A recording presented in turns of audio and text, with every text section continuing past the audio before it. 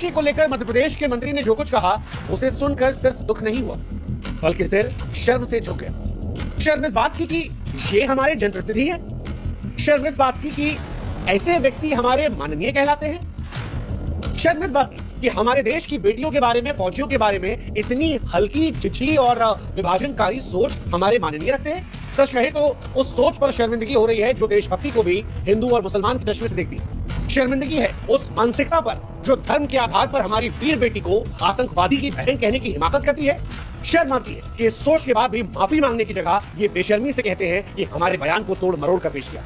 शर्म आती है ऐसे लोगों पर, ऐसी सोच पर, और देश की अस्मिता का अपमान है। विजय शाह ने जो कुछ कहा ये शब्द किसी जिम्मेदार नेता के नहीं बल्कि एक सांप्रदायिक, महिला विरोधी और हल्की सोच रखने वाले व्यक्ति के हैं जो सत्ता के नशे में देश की आत्मा को चल रहा है। सच कहे तो लानत है ऐसी सोच पर। ऐसी सोच वाले व्यक्ति को किसी मंत्री के पद पर रहने का अधिकार नहीं है जो सत्ता के नशे में देश की शान को ललकारता। अरे ये बयान सुनेंगे आप तो आपको शर्म आ जाएगी, रोंगटे खड़े हो जाएंगे। हमारे देश की बेटी को लेकर ये कहना कि जिन्होंने हमारी बेटियों के सिंदूर उजाड़े हम उनकी बहन को भेजकर उनकी ऐसी तैसी करवाएंगे। सोफिया आतंकियों की बहन है सिर्फ इसलिए क्योंकि वो मुसलमान है, बस इतनी सी बात के लिए।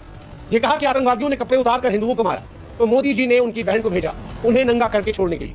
मोदी जी कपड़े नहीं उतार सकते थे इसलिए उनके समाज की बहन को भेजा कि तुमने हमारी बहनों को विधवा किया तो तुम्हारे समाज की बहन तुमको नंगा करेगी। सच कहे तो मोदी जी भी शर्मा गए क्योंकि मोदी जी ने सोफिया कुरैशी को आगे करके भारत की छवि को बेहतर करने की, दुनिया को एक स्पष्ट संदेश देने की जो कोशिश की थी उस पर इन जनाब ने थूक दिया। शर्म आ रही होगी मोदी जी को भी कहते हुए कि ये उनकी पार्टी के नेता है, क्योंकि जो भाषा इन्होंने कही है ये किसी मंत्री की भाषा नहीं हो सकती। ये एक सड़क छाप, बदमाश, फूहड़, सांप्रदायिक, घिनौनी, गंदी सोच रखने वाले व्यक्ति की भाषा हो सकती है जो देश की वीरांगना को मजहब के चश्मे से देखकर अब देश को बदनाम करने की साजिश रचता है। आप ये सोचिए कि इस बयान को अगर पाकिस्तान अपने टीवी चैनल पर चलाए तो हमारे देश को कितनी शर्मिंदगी हो जाए।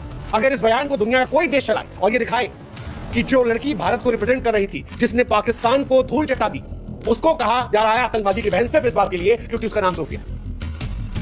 और हमारे देश में भी अगर कुछ लोग हैं जिनको मंत्री जी का बयान सुनकर गुस्सा नहीं आ रहा, खून नहीं खौल रहा, तो हम उनसे भी कहेंगे कि जनाब वक्त है एक बार आप भी ऐसे चिकूटी काट के देख लीजिए, एक बार काट के देखिए और चेक कीजिए कि आप सचमुच जिंदा हिंदुस्तानी है। और अगर खून निकल आए तो देखिएगा कि वो हिंदू वाला है या हिंदुस्तान वाला है।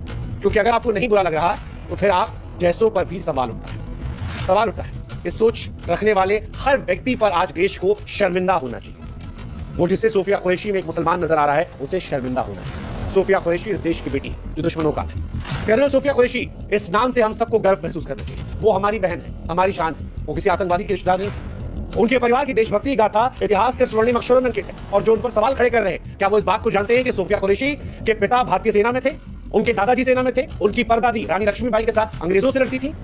ऑपरेशन सिंदूर में कर्नल सोफिया ने पाकिस्तान के झूठे प्रचार को ध्वस्त किया, दुश्मन को परास्त किया, दुश्मन को दिखाया कि भारत की बेटी वीरता में किसी से पीछे नहीं है। और ऐसी बहादुर बेटी को आप इसलिए निशाना बना रहे हैं क्योंकि उसका नाम सोफिया है। शर्म आनी चाहिए विजय शाह जैसे लोगों को उस सोच पर जिसने सिर्फ मुसलमान देखा। देशभक्ति के नाम पर आप पोहड़ता नहीं कर सकते। और इसीलिए हम कह रहे हैं कि सोफिया कुरैशी के बारे में जो कुछ कहा गया वो सिर्फ उन पर टिप्पणी नहीं थी, वो भारत की अस्मिता पर टिप्पणी थी जिसको लेकर भी आज जीरो टॉलरेंस होने की जरूरत है।